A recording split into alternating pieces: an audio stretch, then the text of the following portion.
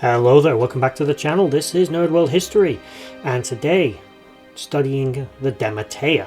This was a tribe that lived in southwestern Wales and was a bit of an interesting tribe. They bordered the Ordovices and the Silures, but were known to have connections to Ireland and Cornwall, basically to the Cornovi and to the Dumnoni, who bordered them to the south. There's evidence of raiding from Ireland as well as trade. When I say connection to Ireland, I don't mean that they had territory in Ireland, I mean they traded with it. Beginning with what we do know about the tribe, there wasn't much contact, albeit actually no contact, with the Romans prior to 43 AD. The Romans seem to have been completely oblivious to the existence of this tribe, as to be honest, the Roman interference in Wales didn't start until a number of years after the invasion. Rome, after all, and the continent in general, generally had more contact with the tribes living in southern England than they did elsewhere in Britannia. That's not to say that there was no contact, because of course there was plenty. It's just, by comparison, proximity, the other tribes had greater contact. The origin of the name of the tribe is a little conflicted. The general consensus is that their tribe is named after an ancient god called Demetos. Demetos was apparently a god of drunkenness. Also in their name, and I'm no linguist, so I'm sure someone who's watching this may know more about languages than I do and might be able to better explain this than I'm going to possibly be able to do in this video. So here I go. In basic, their name, Dematea, actually may have lent its name ultimately to the word mead. This connection to the god of drunkenness, Demetos, as well. And it's all about how you break the name down into its syllables and how it goes into its root meanings. You put them all together, and over time, Demetos took away D, which is from, and things like that, and you end up with metos, and you end up with mead. Something along those lines. Cannot explain that better, as I've said, I'm not a linguist, but I have read enough about this tribe during my research to come up with that particular tidbit of random information. It is also possible that they are actually named after a different Brythonic god called Dagda, and their name, when broken down slightly differently, might mean basically from the god Dagda. This is a god I'm unfortunately not overly familiar with, but I am going to try and cover more of the gods at some point in the future. It's also possible that their name simply is derived from an older name or as another tribe, similar to how the Gangani and others were connected to the Canti and other things in the Cantiaci. They get their names from previous tribes that existed before them. As I've said before, tribes don't always last forever. Sometimes they are absorbed, destroyed by other tribes, or they split into smaller subgroups and the original name is lost or changed over time. A bit like a modern example, I can use England. You go back far enough, it was Angleland, or Land of the Angles. So names can change over time. It is possible it simply derives from an earlier meaning of the word. The tribe's origins, like any tribe, particularly a lot of the Welsh ones, is a little murky. The first good evidence from them you start to see in the form of hill forts, which they built quite prolifically, and seem to share a lot in common with, again, the hill forts and structures that you find in modern Cornwall, indicating a cultural connection between the two. It's possible that the tribe is actually an offshoot from the Dumnoni tribe. They certainly started to sort of basically be well established in about 350 BC, when we see, as I said, a considerable number of hill forts being built in the area. It would have been around this time that the so-called proto-Celtic cultures of the Bronze Age, which, don't get me started on terminologies and namings, that's just another easy way of referring to them. Basically the Bronze Age peoples that existed before them, and the sort of culture was absorbed into this one, which is how we see that start to appear around 350 in again what is referred to sometimes as the second wave of Celtic migration into Britannia.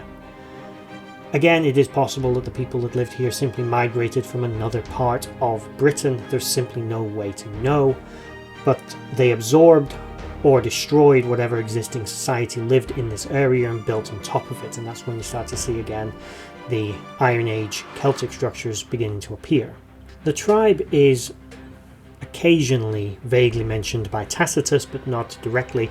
It is also noted that later on, Tacitus writing in about AD 98, he doesn't mention the tribe directly as being involved in Caraticus's rebellion and insurgency against the Romans. In fact, the tribe seem to have acclimatized themselves to Roman client kingdom status rather efficiently, and the Romans are known to have taken over much of the mines in the area. One of the things the Romans like to do is obviously take over things like gold mines, which there are plenty of in southern Wales. Also, iron and other materials became restricted in the Roman Empire. Basically, it was a taxable good. They monitored how much people were producing and things like that. But the tribe generally seemed to absorb almost without resistance into the Romans. There likely was some resistance, but coherently as a tribe they seem to have simply capitulated to Rome rather than directly resisted them. If they did participate in the rebellions with Caraticus, it wasn't, say, a state function thing. They didn't recognize him as their high king and therefore did not send troops officially to support him. There, of course, like any people, there may have been individuals that chose to go and fight, but on the whole the tribe does seem to have simply absorbed into Rome. And by the 70s and certainly by the 80s AD, the Romans had fully stamped their authority into this area with the subjugation of more resilient and more aggressive tribes such as the Silures, who they bordered to the east of them, and the Ordovicians to the north. This can also be seen in the number of Roman structures that were built, including a major civitas and other structures that were built across this area, crisscrossing it with basically Roman enhancements and modifications and growth to existing settlements into early, more substantial city-like settlements in southern Britain. As this is something that historians often note, even they say that the ancient Britons didn't have cities. My personal, possibly contradictory opinion, and again, I'm no historian specifically, but I do often debate why they classify some structures in Britain as not cities, but a similarly sized population centre on the continent or in the Middle East would have been considered a city.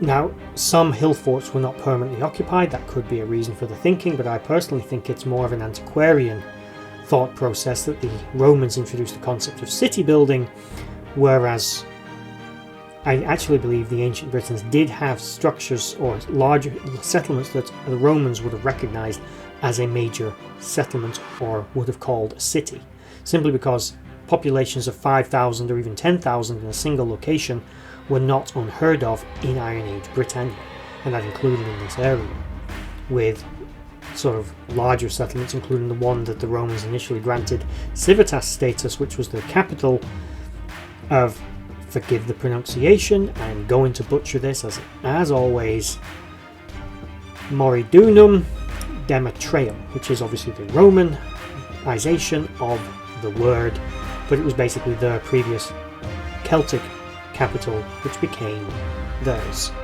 This is the modern settlement of Carmarthen, which I may also be pronouncing incorrectly, God Welsh words. And that is the Dematea.